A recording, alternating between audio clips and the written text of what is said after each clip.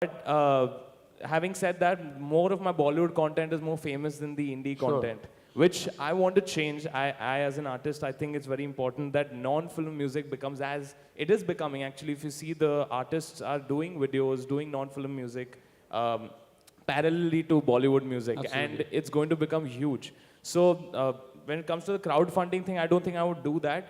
But I'm like blessed enough with the amount of shows that I'm doing. I can use that to make my own videos and indie stuff. And I have a great team, One Digital, helping me with that. So I would like to take this opportunity to really, really congratulate Keshav on what he did, because it's really brave to do something like that. And in a country where indie music is not consumed as much as Bollywood, I'm really, really happy that something like this has happened. Fantastic. And the outcome of this, Keshav, is that you actually got signed up by a bigger label that now was representing Snoop Dogg and does, and then now you're signed to them. What's the name of the label? Entertainment One. E1, Okay, for sure. got it. That's what Fantastic. they're called. So, Yvonne, quickly, you've heard both sides of this. Now, we talked about the great thing about digital is that it democratizes the search for talent, but it's also an abyss. So you can put out stuff and never get discovered. You've already shared some of your thoughts with the group here. What is it that you can do from a data perspective that you think? How do you growth hack your way into being discovered from this black abyss into emerging on the top? Are there some real strategies that people can deploy? So, first of all, so first of all, data again is just a tool, right? It has not to take decision for you. And the thing is that you need to be really focused on your on your path, like what is core and essential to you, and understand what are the levers that can amplify what you do right. Like everything you do, D2F is nothing if you don't get to the next stage, and data can be the thing it will not help you to get to your audience if you don't manage to identify the influencers, the medias, the platforms that are beneficial for you. So more about understanding where your fans, the next one can be, not just only fight for the one that you already know. And then, I guess, it's also all about to get the right people with you, like the managers, the labels, the publishers, to help you in the process, because otherwise, I guess you're going to spend your day crunching data, and I think it's going to be really sad for you. But saying that, some quick wins. Radio, it's supposed to be dead. It's not. If you take some platforms like Warm, it's a Danish company, they do radio airplay tracking globally at artist level. So a single artist, an individual artist can pay for one song to be tracked globally. And they can now, it was not possible like 2 years ago, spot where the song is played or similar songs. Then they can understand, for instance, hey, this out of my town, out of my region, out of my country, there is it resonates somewhere.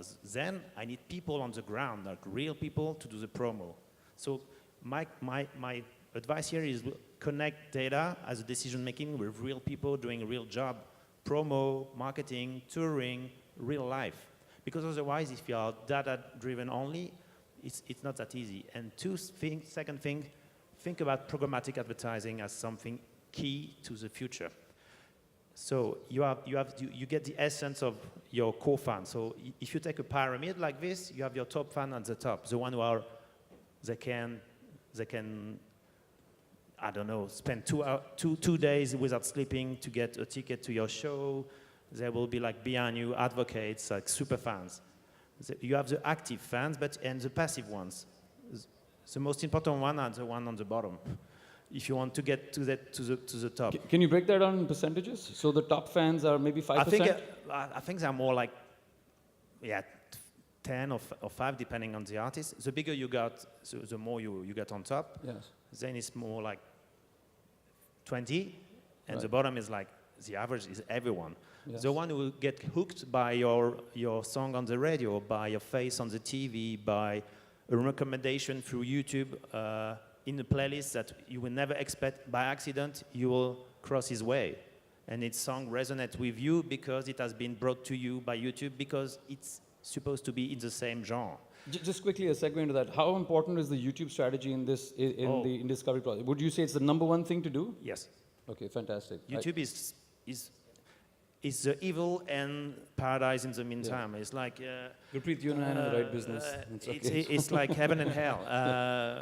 It's value gap, yes, but if you take urban music and not you're not death metal, but metal. I'm a metalhead. Yeah. For engage on music is really super key, and so you need to think about your image. In the meantime, you think about your song, and in the meantime, you need to think as a YouTuber. YouTubers, they look at every stats in the CMS, so the tool of YouTube. They answer to every comment on their video. So YouTube for them is not like just, hey, I'm going to put my video out there. It's a connection. It's a channel. Armand, do you still answer your comments on YouTube? I do. I Fantastic. definitely do. You don't I'm- have you Gurpreet's do team right. doing that for you? No. Okay, awesome. So just highlight one thing that oftentimes in the direct-to-consumer piece, people tend to assume that when I'm going direct-to-consumer, I'm going to remove the middleman in the process. And the middleman over here could be someone, middleman maybe not the most flattering term, but somebody who's catalyzing this and making this more seamless to the fans. So could you give your view on, does direct-to-consumer mean that there is no agent in between, or does the agent's role become even more important in digital? So I used to be the middleman in the room. As I was Warner Music, and not the good guy, as you can imagine. When I was joining a tech conference, developer conferences, I was like, oh, I'm the evil out there, because we were supposed to be gatekeepers, keeping the right. Right. And also because labels, they don't explain that much what they bring to the table. And this is something that needs to change. They need to explain what they bring as a service, as a platform. So, and to be more specific, yes, Radiohead, they came in 10 years ago with this brilliant idea of like giving away the album for free and letting the people choose the price. Right. But they were not, they didn't achieve to come to this point of their career without EMI. Like blood, sweat and tears, pushing them on stage, putting them to media. I think Right. promotion, if you take the value chain, so creation, production, promotion, and distribution, promotion is still super key. And eventually, when we talk about 50 million tracks, you gotta be backed with someone doing like promotion, get you out of the noise, emerge from the mass, because it's pretty not yet data-driven, all of that stuff. You cannot do by yourself. So I'm just going to, sorry I have to rush you. So net, you'd say the role of the middleman or the agent is more important or less important than before? It's more important for the amplification phase. For the amplification, okay, fantastic. You don't need them at the beginning. For the production, you don't need them anymore. For Right. creative of art, no. To get to your co-fund, no. But if you want to get it big and international, you better be Fantastic, yeah. thank you. So I want to spend the next couple of minutes, and maybe Kailash, we can start with you. Music and brands are connected at the core, I think, because as brands try to reach out to audiences online, one of the safest ways to do that is music. I think comedy is the other approach, but with comedy, to really connect online, you need to play on the edge, on the fringes of making it slightly edgy, and that can go either way, for a brand. But music seems to be the safe harbor as far as that's. How much of TV now? How much of your model? I'm guessing for TV, the advertising piece is really the entire pie, and for the digital artist, it's not quite the same. Of course, someone like Armand's done some major brand deals, etc. But otherwise, it's not a big part of what you earn. The tubers that we work with, our job is to make the YouTube earnings maybe less than 20% of their lives and amplify the other stuff around it. So how important are brands to you, and what is the one big thing that you've done with brands in the last 1 year? So as you rightly said, that advertising is the biggest thing when it comes to broadcast medium, but it's about time till television and broadcast also achieves when it comes to brand engagements. Right. And when I specifically speak of music, yes, music has that power to emote certain kind of, to speak certain kind of emotions, be it relaxation, excitement, joy, and that I will give an example of an Heineken beer. It always used some kind of obscure songs to tell to the consumer that Heineken's consumer is some person who's young and a vibrant person altogether. So TV, yes, brands are engaging in a different format, and we have seen that because music is a particular sector wherein on a particular music channel in a broadcast medium, you have certain day parts. And like for a music channel, the morning prime time is like the core, where it actually gets the primary of the audience. That's the prime time of a music channel. And you have brands, like we have had How does that successful- morning prime time compare with the GC at 7 or 8 p.m., pre-main prime time? The build-up to a GC at about 7 p.m. compared to the 9 a.m. prime time for music. How would you stack the two So up? we have seen by statistics that the 9 a.m. prime time of music sometimes has more viewership than the early prime time of a general entertainment channel. And for brands, that's the best thing because you have the duplicable audience there.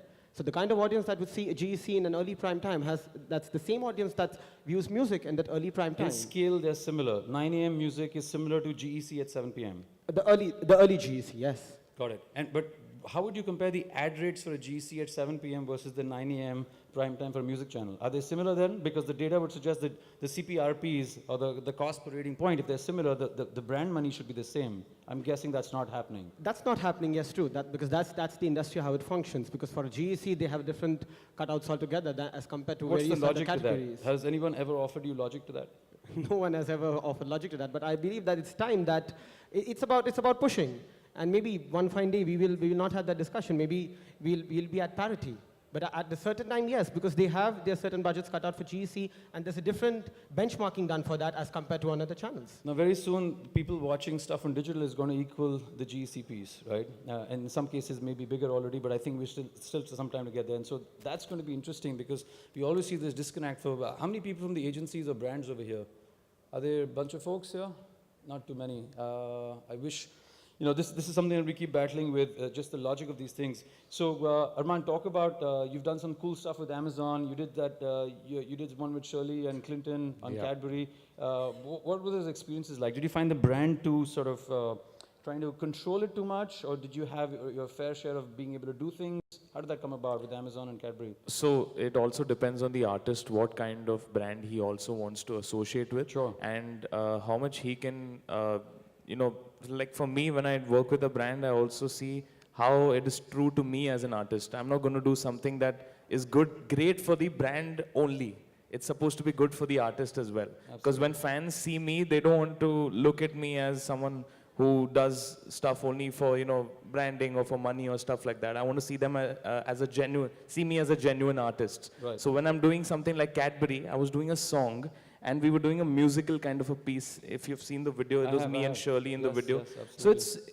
it's like a mini music video Yep. while promoting the Cadbury chocolate. Yep. So it's not direct promotion of just the chocolate. It's giving that gratification to the fan that, you know, I'm seeing Arman and Shirley in a music video and I'm getting a new song to consume So in the as well. space of what we tend to call content marketing, it's not an ad, because an ad Yeah. nobody wants to watch, but if it's in the space of content marketing, it works, right? And the same thing on your Ghar Se Nikalte video Yeah, for Ghar Se Amazon. Nikalte, again, we did a in film, in video branding where in the starting of the video, I use it as a device to play the song and then I Right. go on with the video. So it's very cool how the brands look at it is they definitely look at how much social media, you know, engagement you have as an artist. Right. Because that's the reason that they come in the first place, because they want to see that there are numbers on Arman's platform, that we can come to these many fans, these many consumers if we do something like this. So it's interesting though, right? Because you had you and Shirley, big Yeah. social cloud for both of you put together.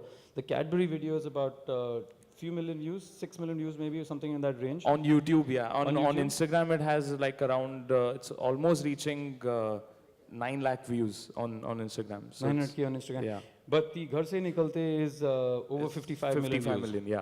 What's the difference between the two? Is the label sort of the agent or the middleman that Yvonne was referring to, the amplification, is that all T-Series making the difference there?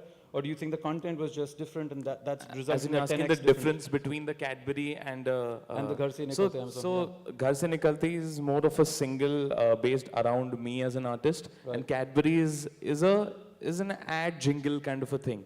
Ghar Se Nikalte was a single in which the placement of the brand was just for a few seconds, a few first minute of the video, and the main focus is on me and my song and the single. Do you know if any of those views were marketed?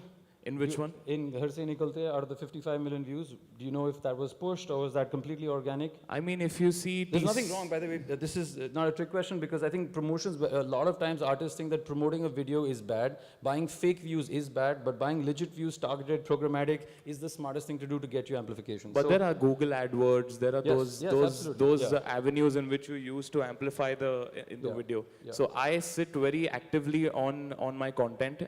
There is Shivam from T-Series who So I Ghar Se sit with. Nikalte launched on T-Series or your channel? I It's forget. on T-Series. It's on T-Series. So, So that's a massive if you channel, if you yeah. see T-Series' subscriber base itself, it Yep. is almost reached 50 million subscribers, if I'm not wrong. So they have a huge subscriber base, which automatically will get a lot of views on it. Got it. And Okay. definitely there are avenues like Google AdWords, there are Facebook boosts also that you do. But sometimes Facebook doesn't work because they don't promote YouTube links as much as they do their own Facebook videos. Got it. We know that. Keshav, I know you haven't done stuff with brands. Saurabh, I'm just going to open it up to questions because I can see Abrajita circling here. Do we have any questions? I think we are about 3 minutes over, keeping this tight. If there are any questions, we can take maybe 2 at best, 3 questions. Any questions for Arman? Or, yeah, go ahead, please. If you could just tell us who you are and the...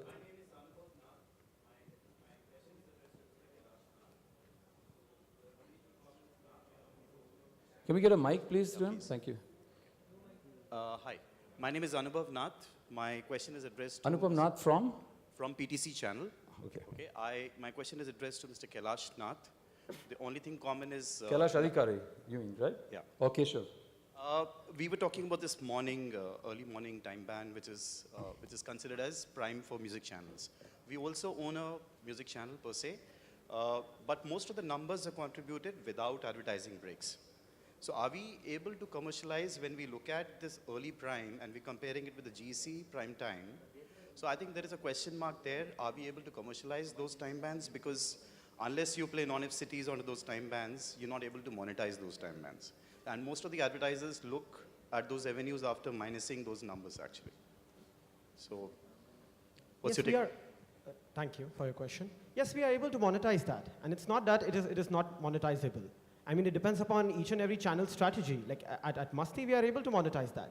It depends upon certain channels. If they want to have a complete break-free hours, everyone has their own share of break-free hours, and it depends upon individual strategy, how they want to monetize that particular hour. And it depends upon your proper mix of distribution and content that will actually have the time spent on your channel that you wish to have. And that is, like, of course, there's a prime time which you need to cater at, but there's an entire day part also to a particular channel. And I don't see that. It's just a matter of how you go back to your drawing board and strategize to monetize that particular part. Is it breakless on your channels? Does it work as breakless on your channels as in terms of Masti? The early Yes, time ban? certain hours, yes. Okay, right. Okay, any other questions? Yes. Just 1 second, the mic's coming to you.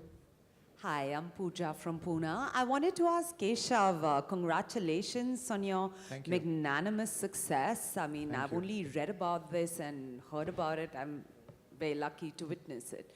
Because I tried, putting a campaign on Wishberry for my upcoming project. I work as a production house, and after I'd broken all my mutual funds and all my life insurance to fund my TV shows, I realized I'm bankrupt and I don't have a money tree at home.